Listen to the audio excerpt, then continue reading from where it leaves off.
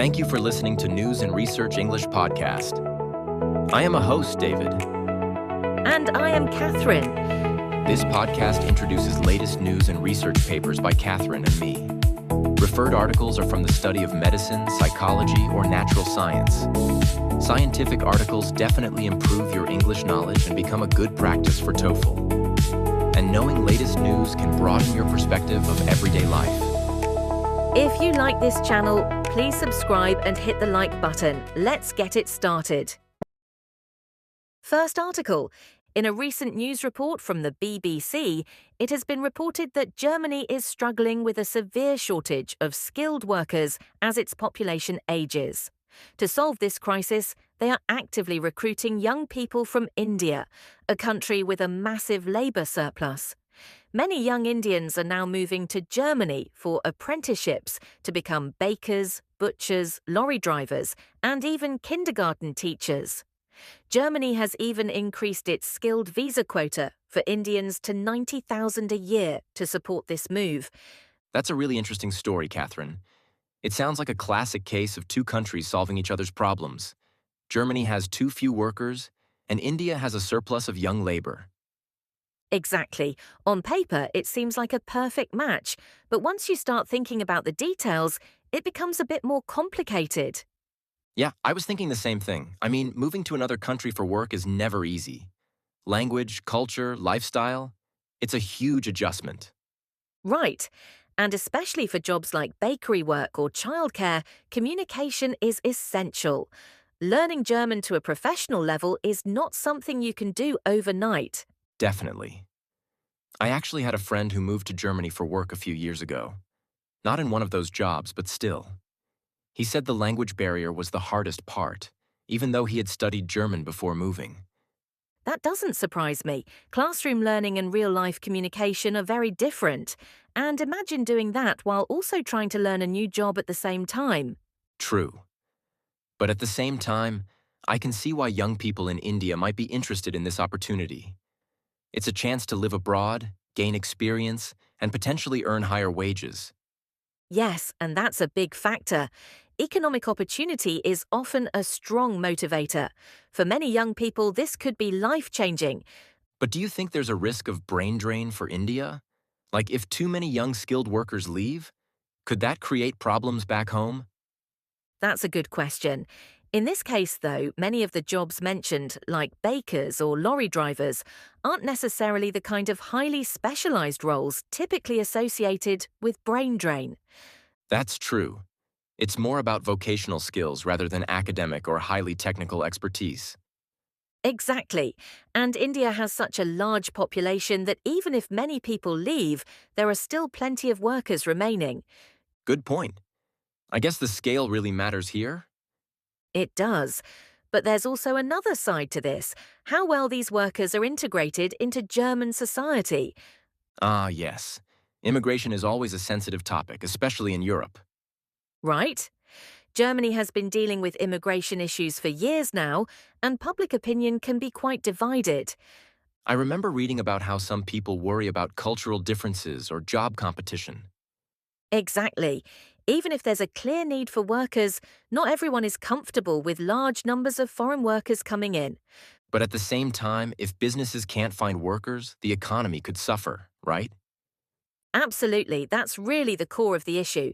Germany's population is aging rapidly, and fewer young people are entering the workforce. It's actually a problem many developed countries are facing, not just Germany. Yes, Japan is a perfect example as well. Exactly. In fact, Japan has also started to open up more to foreign workers in recent years, although maybe not as aggressively as Germany. That's true. And culturally, Japan has traditionally been more cautious about immigration. Right? So, in a way, Germany might be acting as a kind of test case for how countries deal with labor shortages through immigration. That's an interesting way to look at it.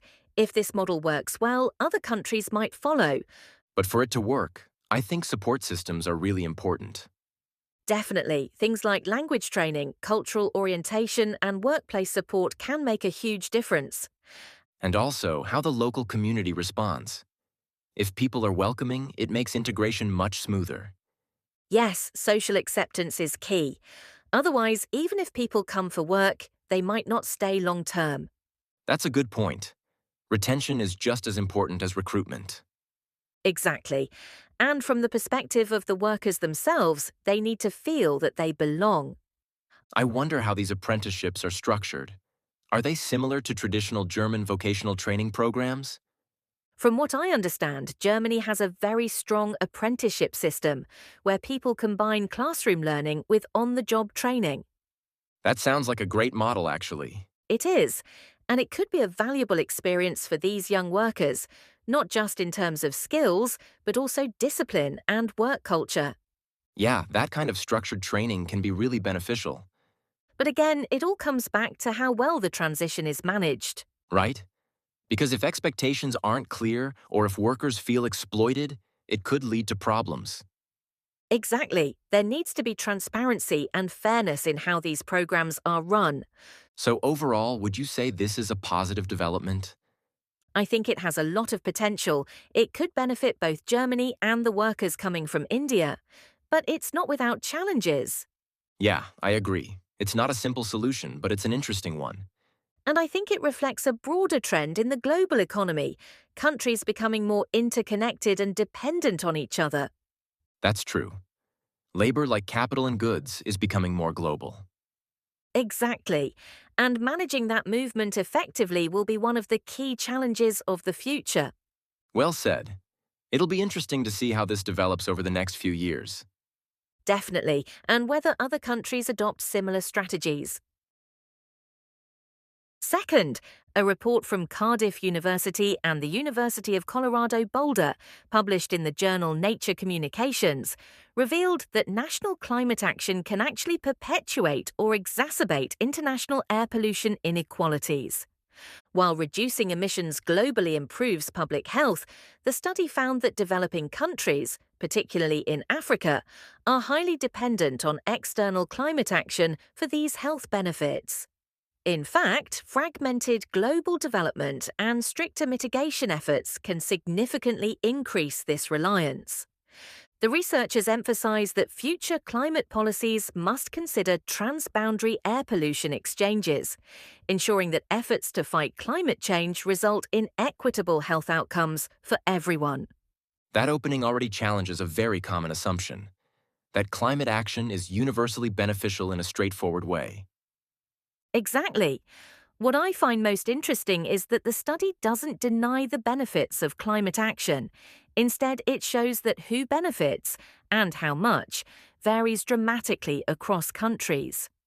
Right, and that brings us to one of the core concepts: transboundary air pollution. Air pollutants, especially fine particulate matter like PM 2.5, can travel thousands of kilometers. Yes, and because of that, a country's air quality is not determined solely by its own emissions.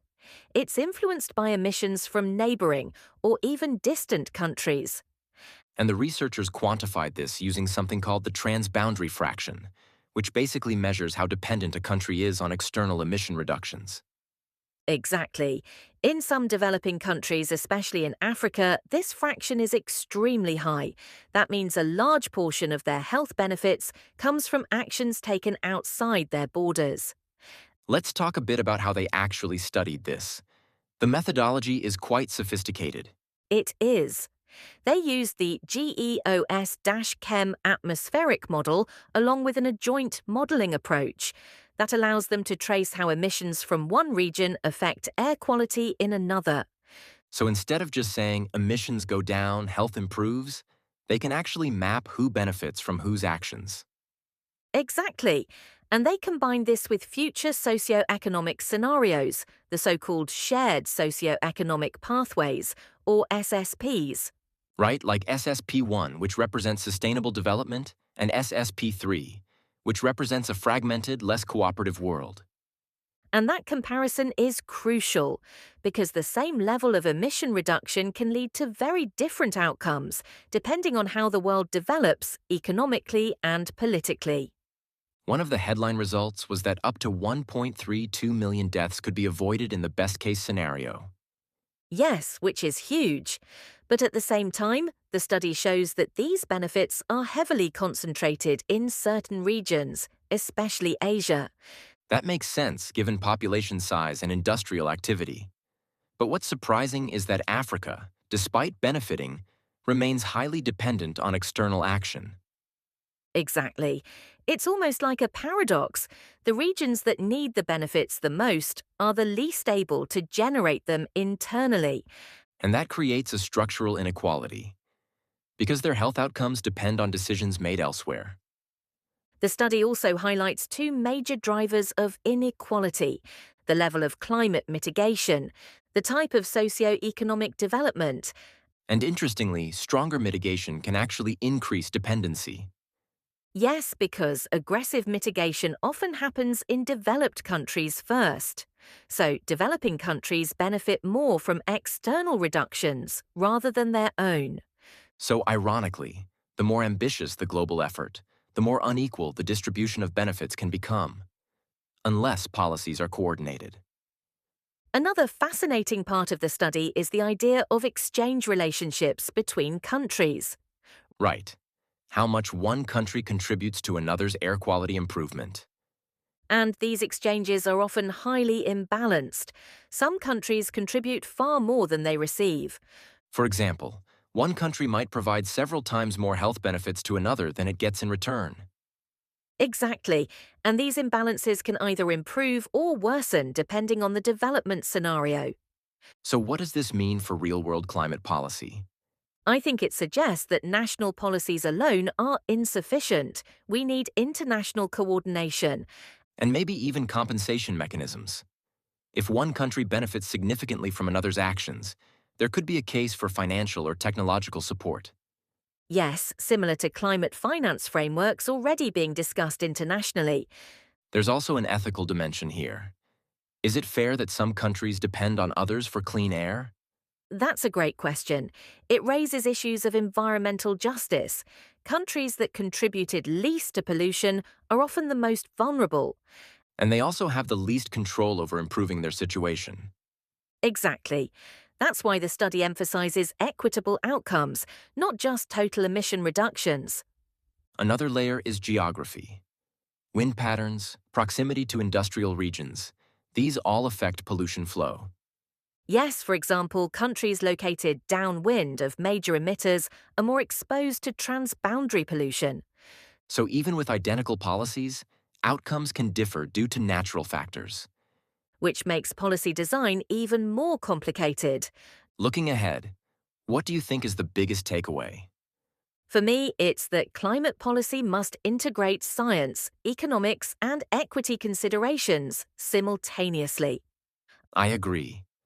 Focusing only on emission targets is not enough. We need to ask who benefits, who remains vulnerable, and how can we balance that? So in summary, climate action is essential, but not automatically fair. Exactly. Without careful design, it can unintentionally reinforce global inequalities. But with the right approach, cooperation, equitable development, and targeted policies, we can maximize benefits for everyone. And that's ultimately the goal. Not just a cleaner planet, but a fairer one. Well, today's discussion really highlights an important theme. Whether we're talking about labor shortages in Germany or global air pollution, these issues don't exist in isolation. Exactly. The BBC report showed how countries like Germany are increasingly relying on international workers to sustain their economies, while the study we discussed reveals a similar kind of dependence, but in environmental terms. Right. In both cases, there's this growing interconnectedness. One country's policies, whether on immigration or climate, can have significant consequences far beyond its borders. And that's what makes these challenges so complex. It's not just about national solutions anymore. We need coordinated global approaches that consider fairness and long-term sustainability. Otherwise, we risk creating systems where some countries carry most of the burden, while others remain heavily dependent, whether it's for economic growth or even clean air. Exactly. And I think both the article and the study remind us that solving global problems requires not just action, but collaboration. Well said. That's all for today's episode. Thanks for listening, and we'll see you next time. Bye.